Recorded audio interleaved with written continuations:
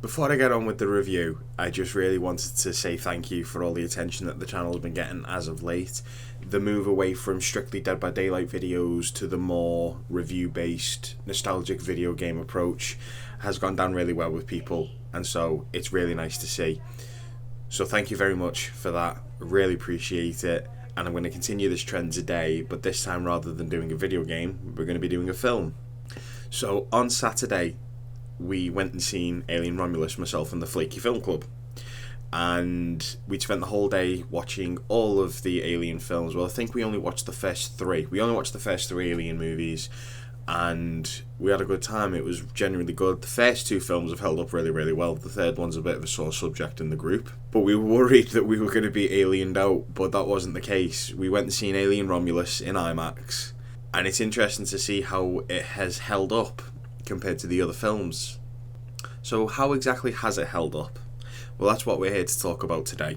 Also, I just want to give you guys a heads up that this will be a spoiler-free review because this is a film that you need to see. To summarise this review, that is it. But now we're about to go into detail on some stuff. So Alien Romulus is a new entry in the Alien franchise. I believe it's the 7th film, and it's directed by Fede Alvarez and distributed by 20th Century Studios, which is obviously under the banner that is Disney. It was announced in 2019 and Fede Alvarez was attached to direct it.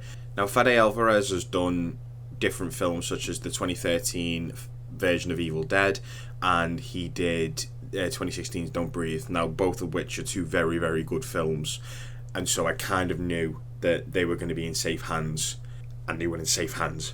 He did a really good job with this. The marketing of this film was incredible. Some of the smartest stuff I've ever seen.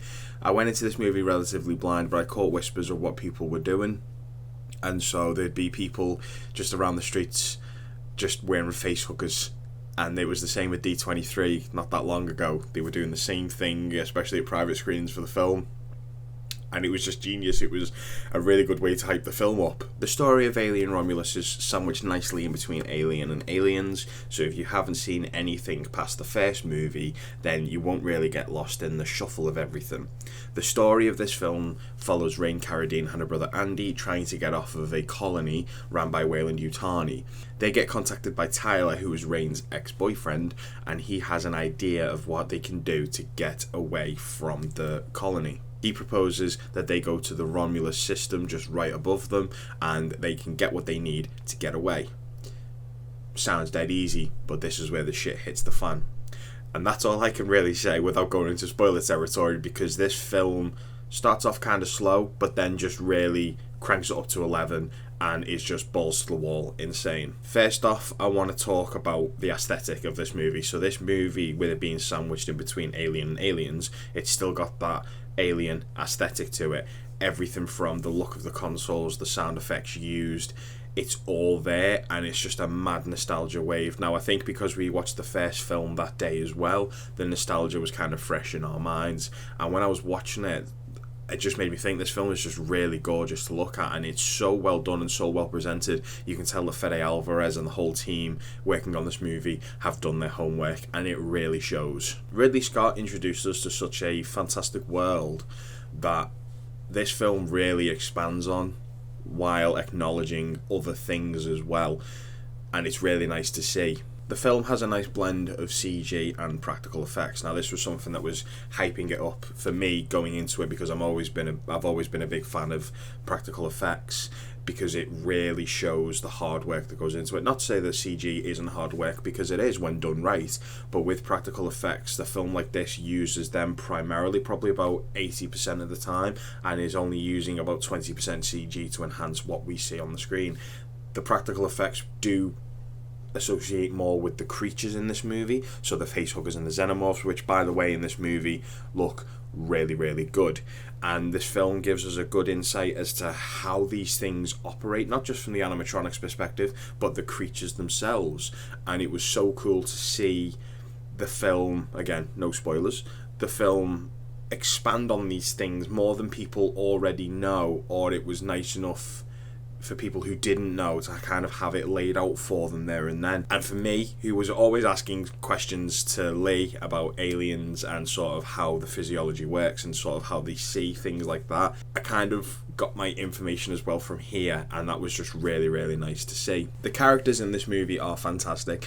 Rain is the sort of Ripley-esque character of this movie, but the film doesn't try and prove to you that she is another version of Ripley or that she's trying to be like Ripley. This is a character that's been created almost in a way to honour Ripley, because let's be honest, no one's ever going to one-up Ripley. No one's ever going to one-up Sigourney Weaver, but the film does a good job of making her stand out on her own, and it's really nice to see. It's just like, yeah, you're not Ripley, but damn, you're cutting it close. You are doing a fine job. The best thing about this movie for me was the actor who plays Andy, David Johnson. Now, a lot of the cast in this film are unknowns to me. I don't really know anyone in this movie, but David Johnson was the standout for me only because his work, I want to see more of it after watching him in this film. He comes across very human, and for an android, I think that's pretty impressive, or for a synthetic human, that's pretty impressive. So, you know, you had Ash in the first film, who was quite sinister, quite evil in a way, and then you had Bishop, who was hard-working in Aliens, and he was quite honest, and then you had David, who just had a little bit of an ego complex. He was on a power trip, and that's all comes down to his connection to Weyland-Yutani. But then you had Andy, who was arguably the most human out of all of those androids, and his acting in this film was phenomenal, and it just kind of like left me thinking, I want to see more of what this guy can do. When I spoke about the practicality of the film, there were a few shots that had me on the edge of my seat the whole time. Now, this film didn't scare me. There were a lot of jumpy moments, like the whole cinema. There was one specific scene, I won't tell you what it was obviously, but there was one scene where I remember seeing somebody in front of me just absolutely almost like leap up into the air. That's how much it scared them. Like I say, it didn't scare me, but I could appreciate them really doubling down on the horror aspect of it. The atmosphere in this film, the music was fantastic. Benjamin Wallfisch is one of those composers that's really sort of creeping up on my radar as of late, and it's like some of the scores he did for It, even Hellboy, he's done a good job. He gets the homework right, and he did a really good job with his score of building the tension, and then when shit hit the fan, he did a really good job of elevating the level of fear that came with it. It's all really good stuff.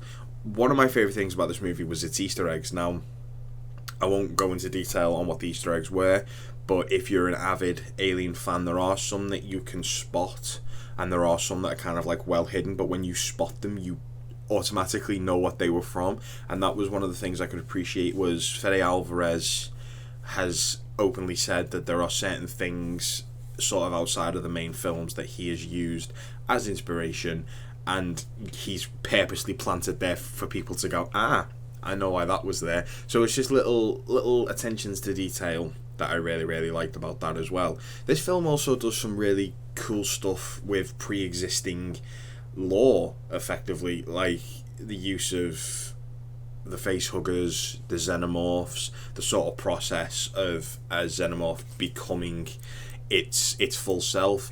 They take some risks, and this is this film's biggest thing, is it does take a lot of risks.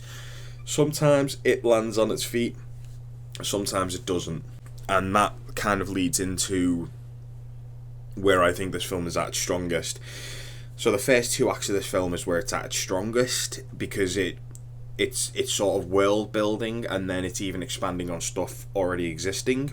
And in the third act, and I think this is a problem with a lot of the Alien films, is when it comes to the ending, it doesn't quite know whether it's going to stick the landing or not. A lot of the endings can be very samey, but this one is very different.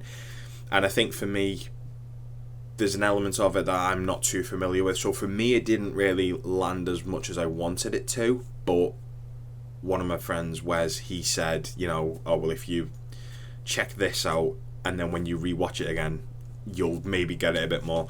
So that's kind of my approach. That's why I'm not as hard on the ending of it, because it's like, to be fair, I'm not fully clued up on that sort of thing. But it was one of them. I think I could give them props for trying something different, I think. And for Ridley Scott to sign off on it as well as James Cameron. Lee was telling me that's a huge thing. That's a huge sort of vote of confidence. 2 thumbs up. You know, 2 guys who gave us the best Alien films have said this is fantastic, and fantastic it was. At the time of recording this, the film has made, I think, just over 42 million. Now it could be much higher now, but it's crazy to me that it's only opening weekend and it's already made half of its budget back of 80 million, and Borderlands couldn't even crack 10 million on opening weekend. So that kind of goes to show what happens when you create something that you are so passionate about and you know what you're doing. It's crazy. It's so jarring to me. All in all, this movie was just a really good time. There were a couple of things that don't stick the landing, but a lot more positives outweigh the negatives. And so this film is one that, when it comes out on physical release, it's definitely going to be 4K. It's going to be a 4K purchase because, as I say, we watched it in IMAX and this film was incredible. And I'm really excited to see what they do next, because there's absolutely going to be a sequel. Fede Alvarez has been teasing an Alien vs Predator film with the guy who directed Prey. I forget what his name is. And I'm all for it, just as long as it's done right. Have you guys seen Alien Romulus? What did you think about it? Did you love it? Did you hate it? What's your favourite Alien movie? Or what's your favourite moment to happen from these films? Let me know in the comments below. The next review I'll be doing will be Beetlejuice, which will be around September 8th that I'll be dropping that. So do be sure to leave a like, comment, subscribe, and if you want to see more stuff, any films that you want me to review, then do let me know. But thank you guys for watching, and I will see you soon.